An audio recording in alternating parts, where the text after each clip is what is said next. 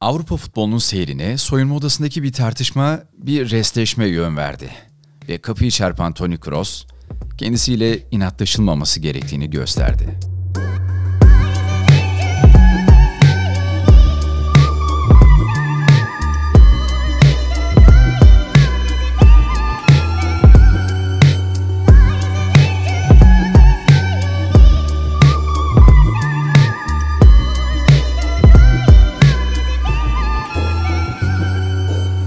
Berlin Duvarı yıkıldıktan 1,5 ay sonra başkentin kuzeyindeki Greifswald'da dünyaya geldi Toni. Bir bakıma sporcu olarak doğdu.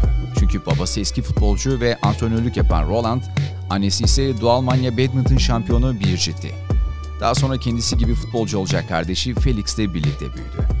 Doğduğu kasabanın takımı Greifswalder'de futbola başladı.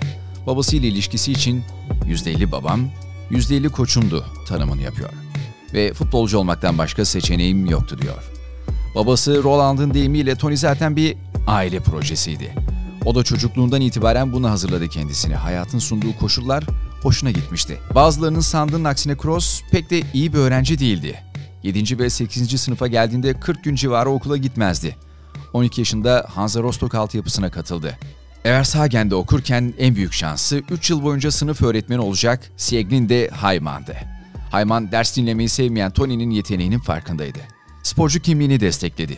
Beden eğitimi derslerinde arkadaşlarından fazla atletik olduğu için ayakkabılarını çıkararak çalışmalara katılmasını söyledi. Kroos'un annesi Birgit de her zaman Bayan Haymann'ın Kroos'un özgüveni içinde bir okul hayatı geçirmesinde büyük rol oynadığını dile getirdi. Genelde sıra arkadaşı Daniel Pabel'den kopya çeken Kroos'un en sevdiği ders biyolojiydi. 16 yaşında Bayern altyapısına 2 milyon euro ile gitti. 11 ve 12. sınıfa geldiğinde ise işler biraz karmaşık hale geldi. Çünkü Toni artık hem okula gidiyor hem de Ribéry, Klose, Schweinsteiger gibi isimlerle idmanlara çıkıyordu. Wie gesagt, gestern bin ich dann ins Training eingestiegen. Es war alles gut, keine Probleme und von daher sehe ich auch positiv morgen. Kroos, Bayern altyapısında geçirdiği başarılı sezonun ardından Ottmar Hitzfeld tarafından A takıma alındı. Bundesliga'ya girişi kendisini bekleyen kariyer gibi görkemliydi. 3 dakika içinde Klose'ye bir asist yapıyor, 14 dakika sonra yine Klose'ye bir asist daha. Almanlar Toni Kroos'u o gün tanıyor. O sezon kısıtlı sürelerle 20 maça çıktı Kroos. Gelecek yıl daha çok süre bulması beklenirken Bayern Münih, Kroos'un mevkine Werder Bremen'den bedelsiz olarak Tim Borowski'yi transfer etti. Van Bommel, Schweinsteiger ve Borowski merkezinden taviz verilmeyince Kroos, Heinkens'in tedrisatına gireceği Leverkusen'e kiralandı. Potansiyelli çocuk adım adım kararlı bir adam olma yolunda ilerliyordu. Mesut Özil'in golüyle Almanya Kupası'nı kazanan Werder Bremen'i çok zorlasalar da finalde kaybeden taraf oldular. 35 maçta 9 gol, 12 asiste geçirdiği Leverkusen günlerinin ardından bu sefer birinci opsiyon olarak Münih'e döndü.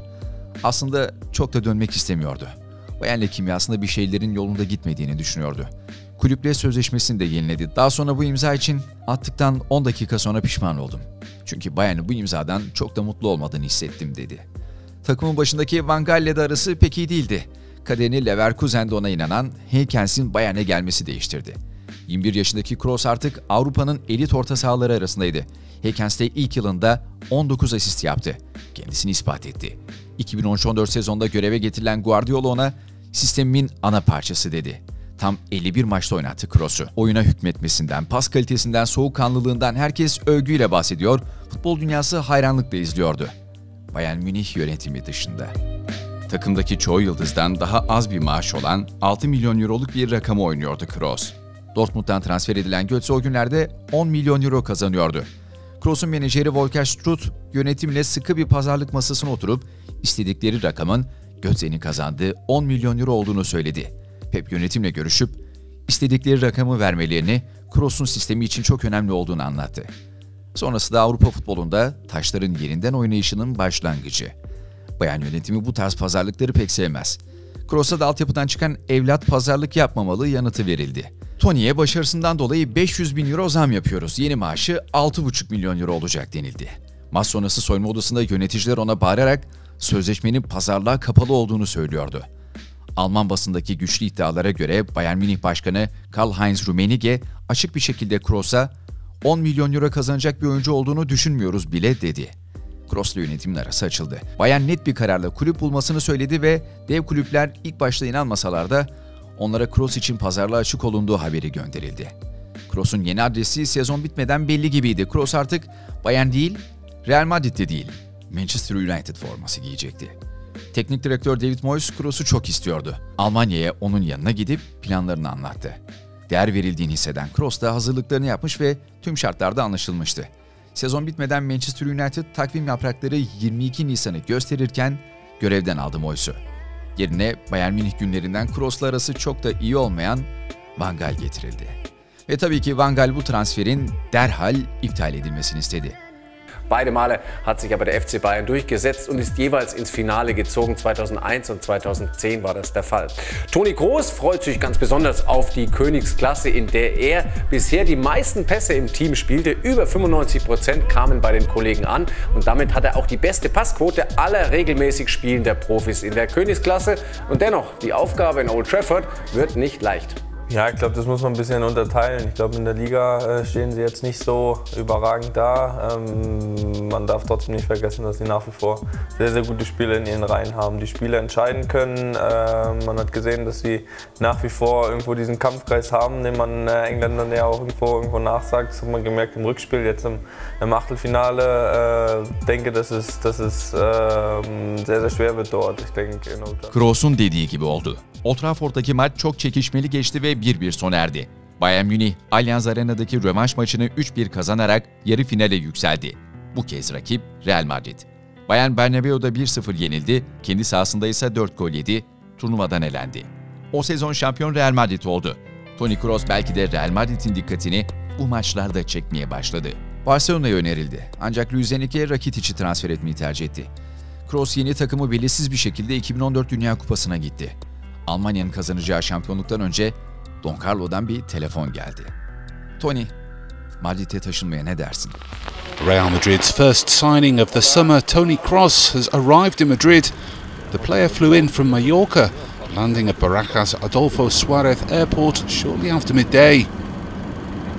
The German midfielder was first chauffeured to the training facilities in Valdebebas, where he was greeted by Álvaro Arbeloa before meeting the rest of his new teammates, together with members of the technical team Paul Clement and Fernando Hierro, and coach Carlo Ancelotti, who spent a short while chatting to the 24-year-old and welcomed him aboard. After that, Kroos was ferried to the nearby Sanitas La Moraleja clinic for a medical, a huge media presence outside the hospital, waiting to get the first images of Real Madrid's latest signing. A thorough examination confirmed that the player is in excellent physical condition and ready to be immediately incorporated into the side, one which will be battling for 6 trophies when the new campaign kicks off next month. Real Madrid o sezon 4 transfere bonservis ödedi. Keylor Navas, Lucas Silva, Toni Kroos ve James Rodriguez. Kroos en görkemli transfer değildi. 24 yaşındaki Alman'ın bonservisi sadece 25 milyon euroya alınmıştı. Gözler Monaco'dan 75 milyon euroya gelen James'in üzerindeydi. Bernabeu'da James'in imza törenini tam 45 bin seyirci izledi. Kroos'un imza törenine ise 8 bin kişi katıldı. Kariyeri de hak ettiği saygınlığı herkese ispatlamakla geçti. Today is my first day. It was clear that I was going to leave Bayern Munich. They made a big effort to sign me, which impressed me a lot.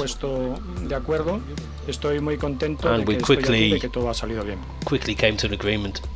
And so I'm very happy to have made that decision and now that I'm here. İlk adım Bayern Münih'in onu göndererek yanlış bir karar verdiğini ispatlamaktı.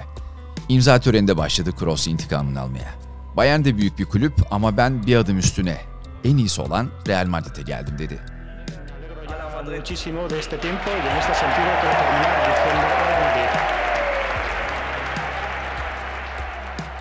Toni Kroos'a soyunma odasında buz adam lakabının takılmasının sebebi az konuşan veya çekingen bir adam olmasından kaynaklanmıyor. Kendisi tam bir odaklanma ve konsantrasyon ustası. Yeşil sahanın için bir meditasyon alanı.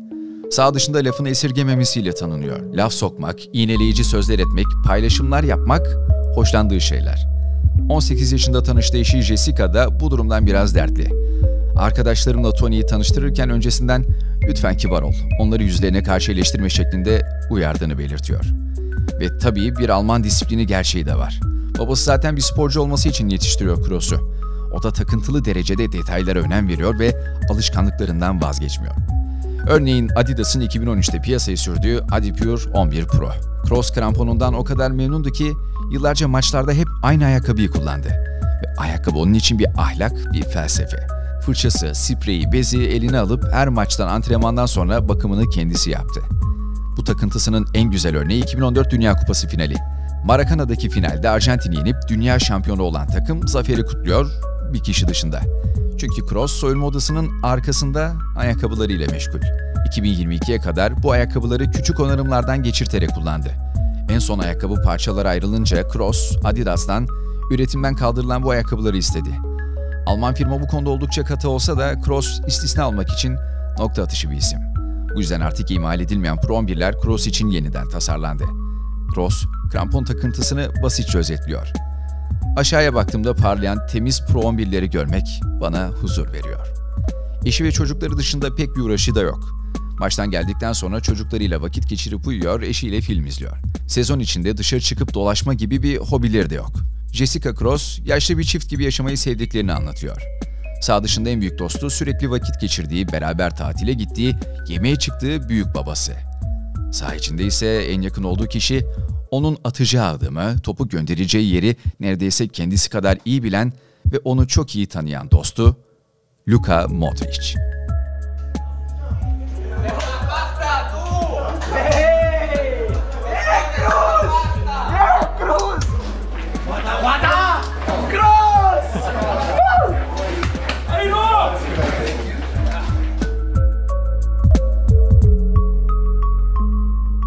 Transfer olduğu yıl Modric'le aralarındaki uyumun ilk kıvılcımları parladı. Merkez ikilisine kimi zaman James, kimi zaman Isco eşlik etti. İlk sezonda 55 maça çıkıp 14 asist yaptı. FIFA yılın 11'ine seçildi. Ancelotti Lig ve Şampiyonlar Ligi'nde kupa gelmeyince takımdan gönderilse de ikinci yılında futbol tarihinin en unutulmaz orta saha tandemlerinden biri ortaya çıktı.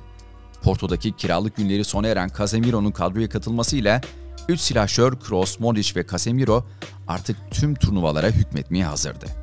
Kısa Benitez dönemi sonrası göreve getirilen Zidane onlardan nasıl faydalanacağını biliyordu. Şampiyonlar Ligi'ni kazandı. Barcelona'nın övüç kaynağı Xavi, Iniesta, Busquets triyosuna karşı artık Madrid'in çok güçlü bir karşılığı vardı. Sahada oluşturduğu boşluklar, golün hazırlayıcı paslarını atması, oyunu terse paslarla tertemiz açması, defanstan topu çıkarmada zorlanmaması gibi özelliklerinden dolayı onu rakamlarla açıklamak çok da mümkün değil aslında. 463 maça çıktı, 28 gol attı, 98 asist yaptı Madrid'de. 4 La Liga, 4 Şampiyonlar Ligi, 4 Süper Kupa, 4 İspanya Süper Kupası kazandı. Almanya'da yılın futbolcusu seçildi. Kroos, Madrid'de geçirdiği 10 sezonun hiçbirinde %92 pas isabeti ortalamasının altına düşmedi. La Liga'ya adım attığı günden bu yana 22.088 pas attı. Ve bunların 20.672'sinde başarı sağlayıp sadece 1416'sında isabet bulamadı. Akti gelen vedalardan çekinmiyor Kroos. Rostock'tan Bayern'e giderken de, Bayern'den Madrid'e geçtiğinde de içinde şüphe yoktu. Tıpkı 31 yaşında milli takımı bıraktığında olmadığı gibi. Kroos'u bu kararından vazgeçirebilecek tek şey vardı, çocukları. Mini Kroos'ların onu milli takım formasıyla bir turnuvada izleyebilmesi için düşüş trendindeki milli takıma dönmesi teklifini kabul etti. Kimileri şaşırsa da Kroos asla yedek kulübesinde duracak, yüksek ücretlere, kıtalar ötesi transferler yapacak bir adam zaten değildi. Sezon başında Celta Vigo'nun genç yıldızı Gabi Veiga El Ahli'ye transfer olduğunda Kroos lafını esirgemeden transfer duyurusuna utanç verici şeklinde yorum yapan kişiydi. 30 yaşındayken kararlı bir şekilde 30'larının sonunda sahada sürünen bir Kroos izlemeyeceksiniz diyerek açıkladığı kariyer finalini tam da planladığı gibi yapmaya artık hazır. Futbolun gördüğü en büyük sanatçılardan biri, Real Madrid formasıyla son maçına Şampiyonlar Ligi finaliyle çıkacak. Euro 2024 sonrası ise yeşil sahadaki soğukkanlılığı, akıl almaz isabet oranı güzel birer anı olarak kalacak.